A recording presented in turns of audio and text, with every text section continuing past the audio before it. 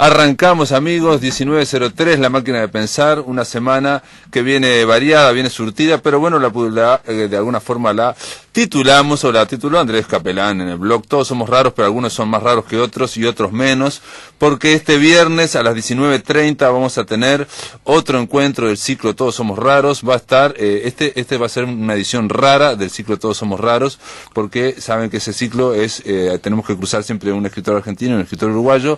En este caso va a venir el músico Santiago Tabela, va a abrir la música, después el escritor Santiago Tabela, el otro Tabela va a hablar con Hosky sobre su disco Libro Fuera de la Realidad, que fue grabado en el Cuarto Tabela, así que va a ser eso a partir de las 19:30 horas. Los esperamos, entradas libres en el Centro Cultural de España, y ahora sí arranca La Máquina de Pensar con Gali. ¿Cómo le va, Gabriel Gali? Me va... Ay, usted que no quería que yo le preguntara eso. Sí, pero no importa, yo ya sé. Entonces que no lo responda. Ya sé que los... sí, pero tampoco es por antipatía, ¿no? Es simplemente formas de generar un efecto de sinceridad, porque las repeticiones y los automatismos no favorecen al efecto de sinceridad, por más sinceros que sean. Correcto. Entonces, eso. Cada vez que escucho las columnas, esta y otras en otros ámbitos, sufro un poco, porque la columna mediática tiene la peculiaridad en conjunción con mi forma espontánea y personal de ser, tienen la peculiaridad de incurrir en imprecisiones gigantescas, en también pliegues enormes donde digo cosas que son en realidad resultados de procesos de pensamiento que no son explicitados, entonces pueden parecer un poco disparatadas. En fin, me disculpo por eso, pero también quiero decirles públicamente que me perdono un poco, me tengo que perdonar para poder volver. Correcto, no está mal sufrir y perdonar. Ahí está, porque de alguna manera lo que hacemos acá, que me gusta y creo que es bueno perseverar un poco y mejorarlo, por supuesto, tiene ese aspecto caricatural, ¿no? Donde uno, lo que hablábamos la otra vez de los lenguajes matemáticos y de palabras, digamos, literarios, o literatura de palabras, en realidad hay mucho más que eso. Eso fue un punto de vista nada más, ¿no es cierto? Hay otros puntos de vista, y desde esos otros puntos de vista, por ejemplo, el tratar de comunicar una idea que viene del campo, por ejemplo, académico, hay siempre un proceso de entropía, y sobre todo cuando uno quiere transformar las disciplinas en relatos, pero son relatos que utilizan un lenguaje preciso, una serie de procedimientos que acá obviamente obviamos, y además no es que yo sea demasiado especializado tampoco. No, pero es la paradoja que tiene, digamos, y que tiene históricamente las vanguardias. Si algo está en la vanguardia, está expresando lo no expresado, después para divulgarse, para volver hacia atrás y divulgarlo masivamente, se traiciona de alguna forma. Puede ser. Pero no era ese el sentido. Una traducción, yo no estoy diciendo que yo esté en ningún tipo de vanguardia y eso sea difícil de comunicar. Obviamente, como todo el mundo, trato de buscar el lenguaje adecuado a lo que quiero comunicar. Y muchas veces, ya que hablamos de redundancia más de una vez, muchas veces es necesario explorar esas redundancias para encontrar nuevos modos de expresar cosas, porque en realidad se trata bastante de eso, de encontrar nuevos modos de expresar, porque cada vez que encontramos nuevos modos de expresar estamos explicitando algo que antes estaba implícito. Y es una traducción y es una comunicación, ¿no? Sí, ahí está, ¿no? Algo así. Por ejemplo, la vez pasada, cuando hablábamos del Kung Fu y hablábamos de las prácticas orientales, me encontré en un momento diciendo que el Kung Fu se aplica a diversos campos del quehacer. Y es cierto, pero la falla ahí está en la palabra aplica, porque no es algo que se aplica en el sentido de una técnica occidental, sino que más bien es algo que la palabra aplicar supone una cierta exterioridad, es decir, supone una especie de generar un sistema trascendente que después vas a aplicar en el campo, mientras que las prácticas orientales más bien propician una incorporación de esos procesos y no tanto la idea de aplicación, es decir, la sabiduría oriental no genera una segunda estructura trascendente para explicar la realidad, sino que a través de las prácticas uno aprende de manera inmanente, es decir, dentro del propio campo, ¿no? Por eso la palabra aplicación no aplicaría. También dije que construimos la realidad a partir de informaciones mediáticas. Y esto es verdad, o por lo menos tiene su verdad dentro de esta dimensión, en el sentido de que este tema, y este punto de vista mediático ha sido desarrollado por mucha gente de diversas maneras, especialmente por un sociólogo alemán llamado Niklas Luhmann. Y Luhmann, aplicando la teoría de sistemas y desarrollando un trabajo coherente, ha entrado dentro de este campo y también explora hasta qué punto la construcción de la realidad es un problema mediático. El tema es que yo creo que hay que tomar en cuenta que en el proceso de antropomorfización, es decir, de devenir humanos, cada uno de nosotros es un medio para los otros. Es decir, antes de los medios técnicos, cada uno de nosotros es un medio y conservamos esa propiedad, esa cualidad. A mí me gusta llamarla medialidad, es decir, como que la medialidad sería algo así como ese plano, ese nivel o esa capacidad que tenemos los humanos o que se especifican los humanos mediante nuestra capacidad de afectar y ser afectados por mensajes, por signos. Esa medialidad entonces es quizá algo que podríamos pensar como un residuo filogenético. A mí me mataste. No, yo estaba pensando en los medios, porque decía mediático, y me acordaba de Elisa Bloch cuando en las clases ella decía una cosa muy sencilla, que era que los medios, es mentira que los medios de comunicación reproducen la realidad, sino que los medios de comunicación producen realidad. Sí, exactamente. Y de la misma forma que los medios de comunicación producen realidad, cada uno de nosotros en nuestras relaciones también producimos una realidad a nivel personal. Sí, y lo hacemos fundamentalmente mediante el lenguaje, claro, pero no es la única forma en que lo hacemos. Lo hacemos mediante tonos de intensidad, por ejemplo. ¿Cómo comunicamos ciertas ideas? Yo, algo que he observado últimamente en las columnas es que llega un momento donde parezco apasionarme y ahí voy como un caballo desbocado y quiero controlar eso. ¿Por qué? No, pero ahí está la intuición, está la parte, ahí es donde, el calor de la inteligencia. Ahí es donde viene la mayor imprecisión, digamos, ¿no? Pero entiendo también, o sin el pero, entiendo también que los montos afectivos son tanto o más importante que las cantidades o las calidades incluso informativas.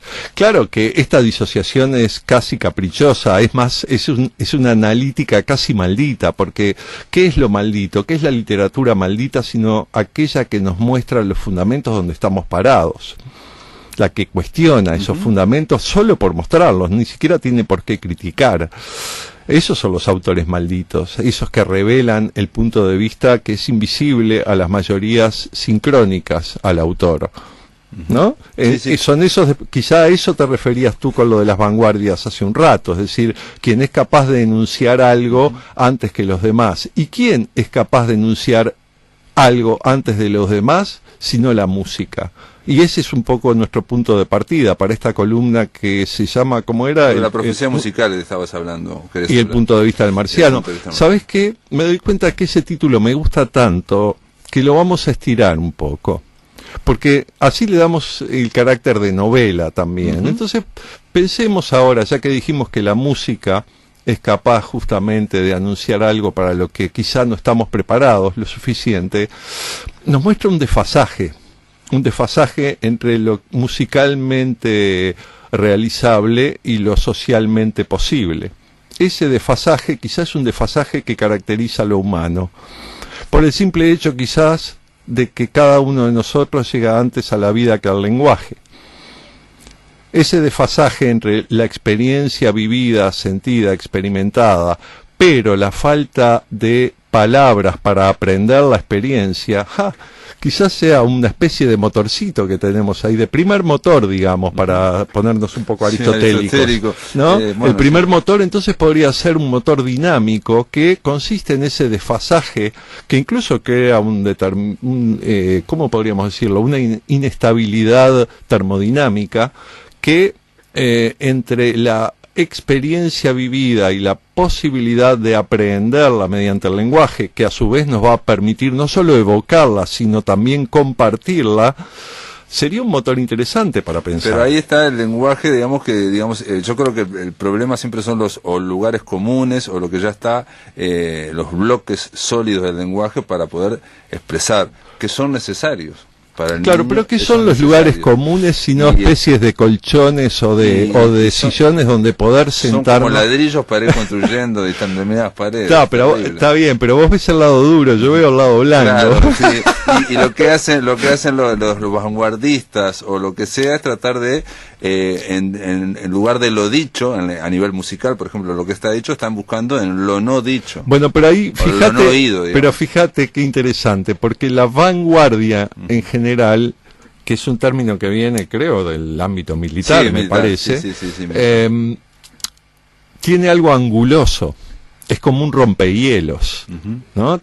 Las vanguardias son angulosas porque buscan de algún modo impactar, buscan conmover, buscan patele bourgeois. Sí, provocar. Ahí está, buscan todas esas cosas, digamos. Entonces ya su ser es anguloso, ¿no? Pero la música no necesariamente, aunque también puede serla, porque no podemos pensar la historia de la música, sino en su relación de hacernos creer que podemos domesticar el ruido. Porque el ruido resulta relativamente indeseable y agresivo, depende del contexto. Para un ingeniero el ruido es lo desagradable, más que desagradable es lo que hay que eliminar. Lo que hay que eliminar, exactamente, claro. ¿No? No queremos ruido en la señal, queremos la señal. Exacto. Pero también ruido corresponde a la relatividad. ¿Perdón? Y hay que suavizar, por eso digo. Hay que suavizar. Pero ruido corresponde también a la existencia cotidiana en muchos sentidos. Sí, sin duda, estamos plagados. Siguiendo el mismo principio de la ingeniería, el ruido está sujeto a la relatividad situacional, por ejemplo. A ver, ¿qué música te gusta? ¿Te gusta la novena sinfonía de Beethoven, por ejemplo? Sí, puede ser. Sí. Suponete que estás en tu casa escribiendo y el vecino pone la novena sinfonía de Beethoven a todo volumen, con lo cual empezás a perder frecuencias, es decir, no lo estás escuchando en las condiciones que te gustaría, entonces se transforma en ruido, por más que sea la novena sinfonía de Beethoven, ¿no? Entonces, esa relatividad del ruido es también un elemento que es y ha sido desde siempre usado por todas las formas de poder, desde la educación hasta el entretenimiento, hasta por la música que hay en los ómnibus, ¿no? Bueno, hasta la música que nos imponen en los ómnibus. Bueno, eso es interesante porque yo desde siempre me crié escuchando dos lugares comunes, ¿no? Uno que es que la música amansa a las fieras. Esto puedo dar fe que es cierto porque hace muchos años, creo que más de 10, en la ciudad de Dolores, en las afueras de la ciudad de Dolores, tocando la guitarra en un jardín, tuve un contacto cercano con una liebre durante, no sé, un par de horas, y la liebre estaba como si estuviera encandilada por la luz. Bueno, así escuchando la guitarra, como una estatua enfrente mío a unos, no sé, 20 metros, pongamos. Para un animal chúcaro como la liebre, eso es bastante sorprendente. A mí me sorprendió y cuando la vi no pude parar de tocar, porque dije, bueno, sigamos.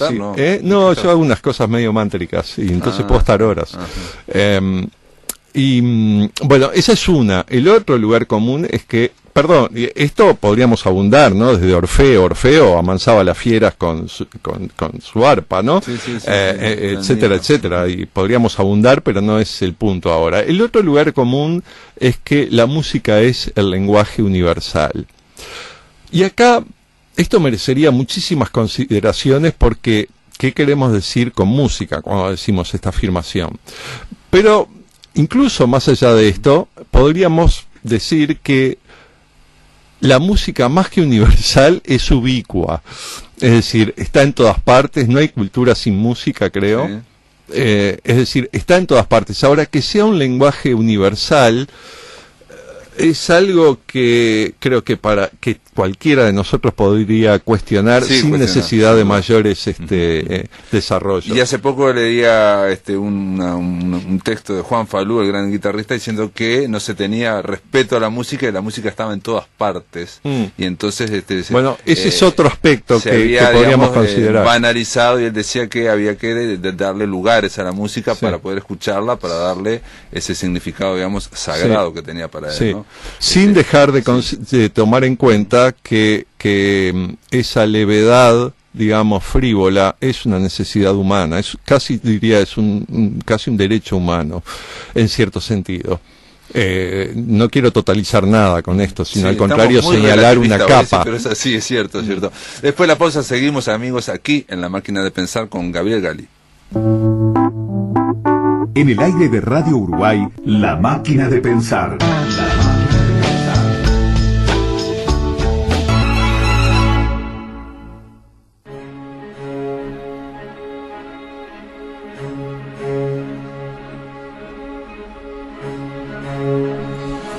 Bueno, esta era obviamente la primavera de Vivaldi, pero una primavera especial. ¿Qué estamos escuchando, Gabriel Gali? Sí, esto es un disco de Max Richter, un compositor anglo-germánico, de ascendencia germánica, que hace unos años publicó este disco, que se llama Recomposing Vivaldi.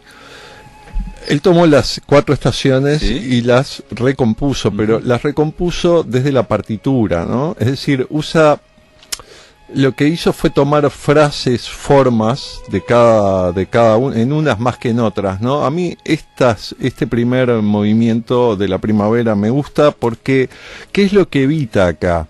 Lo que evita son los lugares comunes más conocidos del primer movimiento. Todo eso, no hay nada de eso acá. Toma los motivos, los pequeños motivos e insiste en ellos. Son los que recordamos también, ¿no? ¿Perdón? Son los que recordamos, ¿no? No sé si, yo creo que recordamos más las formas más estructuradas, ¿no? Y él toma los intersticios de esa forma, sobre todo en la música de Vivaldi. Tú me hiciste un comentario en un momento que no me acuerdo cómo fue antes, cuando estábamos... De Juan Falú, te decía que Juan Falú, el gran guitarrista argentino, había dicho que la música se había de alguna forma banalizado porque se escuchaba en todas partes. No me refería a eso, me refería a lo que dijiste de Vivaldi. Que Andrés Segovia, el gran guitarrista clásico, hablando de Vivaldi, que fue un compositor que se redescubrió, digamos, ¿no? Y que las primaveras, las estaciones se pusieron por todas partes. Él decía que las malas lenguas, dijo Andrés Segovia en una entrevista, decían que Vivaldi era bueno, pero que se repetía, que se había copiado a sí mismo varias veces. Claro. Vos sabés que yo tuve esa soberbia cuando era así medio adolescente tardío, adulto joven. Me acuerdo una vez, ya era adulto, porque esto fue en el año 85 creo, 86. Que estábamos con el Flaco Citarrosa en la casa de Dorrego y Papico Civils. Estábamos almorzando en la casa de Dorrego, un gran guitarrista, era como un enanito de jardín, lo llamaba Papico. Y hablando de Vivaldi, dije un comentario de ese tipo, y Dorrego me miró y medio que sonrió con benevolencia, y yo me bastó eso para callarme la boca. Y después escuchar a Vivaldi con otros oídos, y ahí me di cuenta que en realidad uno reparaba en ciertas formas del barroco, de las que Vivaldi usa, como usan todos, que son esas fórmulas de que se me que va se la reiteran, palabra. digamos, son fórmulas que se Sí, reiteran. pero son formas de culminación sintáctica, ¿no? Que terminan, que son recursos estereotipados, casi como los epítetos de Homero, digamos. Bueno, por eso, ¿no? cosas que se reiteran. Y el barroco tiene mucho de eso, y yo creo que eso es lo que nos resulta más extemporáneo, más ajeno a nosotros. Y Max Richter evita eso justamente. Es decir, lo que hace Max Richter, según entiendo, ¿no? Y sobre todo en este movimiento que escuchamos, según entiendo, no, según interpreto, en este movimiento que escuchamos, evita esos lugares comunes, esos giros formales, casi obligados, esa retórica propia del barroco, pero toma los motivos interesantes de Vivaldi. Y Vivaldi es capaz de profundidades afectivas enormes, además de innovaciones técnicas insospechadas. Qué lástima, porque no me acuerdo cómo se llama el adagio. Hay un adagio en uno de los conciertos para oboe de Vivaldi donde inventa el minimalismo. Esto mismo que hace Richter lo hace Vivaldi. No lo hace en el primer plano de la melodía, lo hace en los planos fugados que van acompañando a esa melodía, e insiste en unos motivos con la misma persistencia hipnótica que los compositores minimalistas. Voy a ver si lo busco para la próxima, Dale, porque vale la pena reparar en estas cosas, porque creo que siempre es bueno ser agradecidos con este pasado, ¿no? Que nos da peldaños tan bellos para avanzar. ¿Y sería otra profecía musical esa también, no? ¿Perdón? ¿Sería otra profecía musical Por esa? supuesto, porque la música es profecía. Eso es lo que tratamos de decir en la primera columna de esta serie. El hecho profético que le arroga a Talí, pero que de hecho creo que es constatable, porque la música tiene esa propiedad misteriosa y mágica, y subrayo lo de mágica, porque en este caso mágica se aplica en la plenitud de su término, en el sentido de que la música, los orígenes de la música se pierden en unos tiempos, en una noche de los tiempos, donde la magia lo tocaba todo. Y ese origen de la música no se ha perdido porque lo vivimos todos. En nuestra prehistoria individual, en el vientre, en nuestra vida amniótica, antes de nacer a este lado del mundo, todos nosotros, o casi todos nosotros, nos hemos excitado, nos hemos unificado previo al lenguaje, siguiendo el sonido musical de la voz materna. Ese viaje de por lo menos 4 meses y medio de ser internautas del vientre intrauterino, de esa caverna donde seguramente se forjan las ideas platónicas para traerlas más cerca nuestro. Sí. En ese momento, Cioran dice en uno de sus textos, antes de nacer lo debimos haber escuchado todo. Lo dice en un texto que se llama Sobre el error de haber nacido, con esos títulos optimistas que tiene Cioran. ¿No? Yo siempre pienso cuando encuentro estos tonos, pienso en León el Tristón, León ¿cómo era? La hiena, ahí va, la hiena Tristón. Tristón el León, no, León y la hiena Tristón. Ahí va. ¿No? Y tenía el compañero la hiena Tristón que decía, oh cielos, León. Ahí está, Cioran es medio como la hiena, ¿no? Exacto, frente a cualquier cosa decía, oh cielos, León, ahí va. No, pero digo, esto en broma, ¿no? Por supuesto, Cioran es un amigo.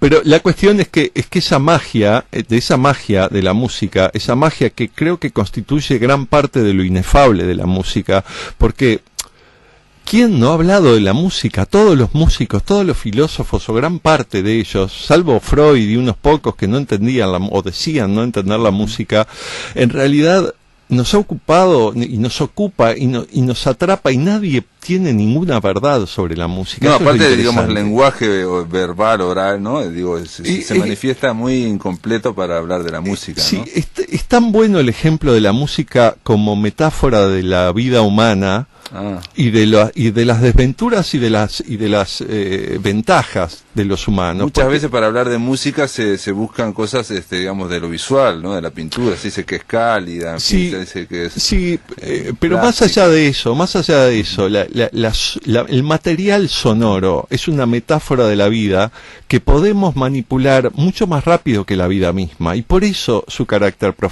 profético. El desfasaje que se da en la música como en la matemática, es que podemos explorar sus posibilidades y su mundo más allá de la realidad. Y cuando lo traemos al mundo, traemos una fantasía irreal que compartimos y que de alguna manera entendemos. Cada cual a su manera, porque no hay una sola manera de entenderlo. ¿Cómo entendés la Quinta Sinfonía de Beethoven? Sí, no, aparte, reitero una cosa que dije de Borges, cuando Borges decía que todas las artes tienden a la música, que es pura forma. Sí, ahora, yo decía recién, Beethoven, pero de nuevo, la Quinta Sinfonía de Beethoven es una obra maestra dentro de un contexto cultural, ¿no? Claro, y probablemente impacte a ajenos a ella también por sus características y por el tipo de armonías que todavía usa Beethoven. No pasaría lo mismo con sus cuartetos. No tendría la misma recepción. Aún cuán raras sean ambas, ¿no? Cualquiera de los cuartetos o la misma Quinta Sinfonía para un público contemporáneo. Lo que pasa es que el público contemporáneo tiene una virtud increíble, o goza de un privilegio increíble, que es Internet. Porque Internet es el archivo vivo de la música, y esto sí nos empieza a acercar a la profecía musical. Porque ¿qué hay para aprender de lo que ha pasado con la música con relación a Internet? Más que protestar y encontrar soluciones a los problemas, tendríamos que empezar a explorar esta pregunta. ¿Qué es lo que hace que todos, como desesperados, lo primero que podemos hacer con Internet es intercambiar música?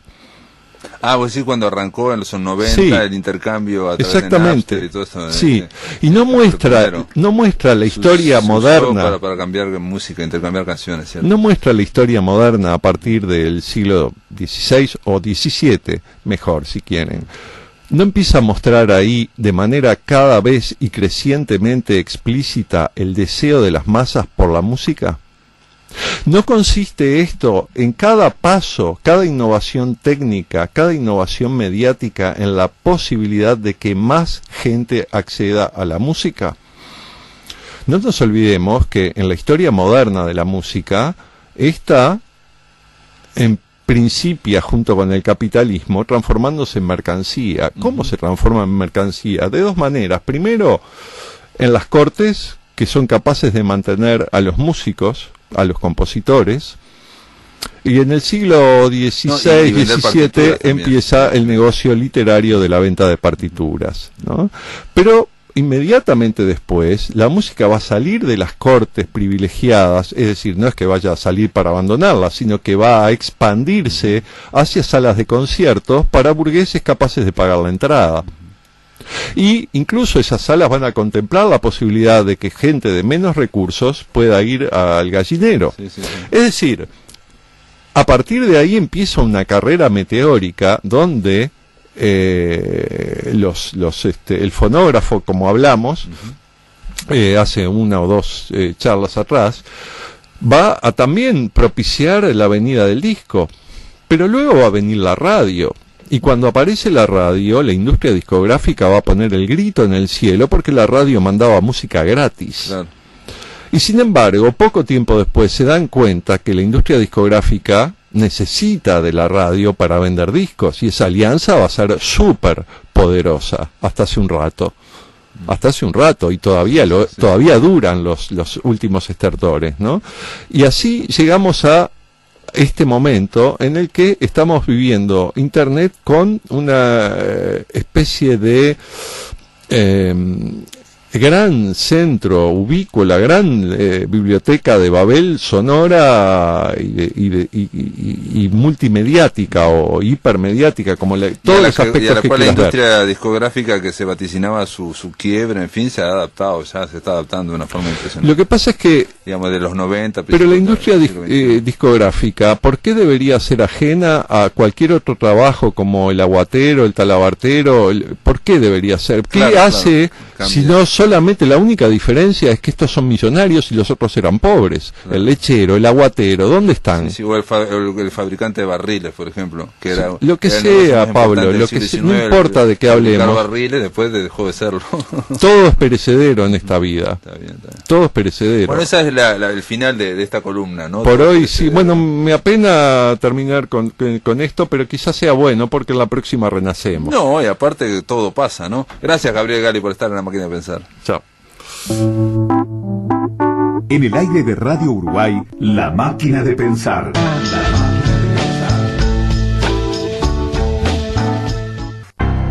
Somos Radio Uruguay, 1050 AM en Montevideo y sus repetidoras en FM 103.9 en Colonia, 100.1 en Bella Unión, 98.7 en Artigas, 104.3 en Salto, 103.5 en Paysandú, 92.1 en Mercedes, 92.7 en 33, 102.9 en Fraiventos, 106.1 en Minas, 103.7 en Tacuarembó y 105.1 en Durazno. Emisoras de Radiodifusión Nacional del Uruguay.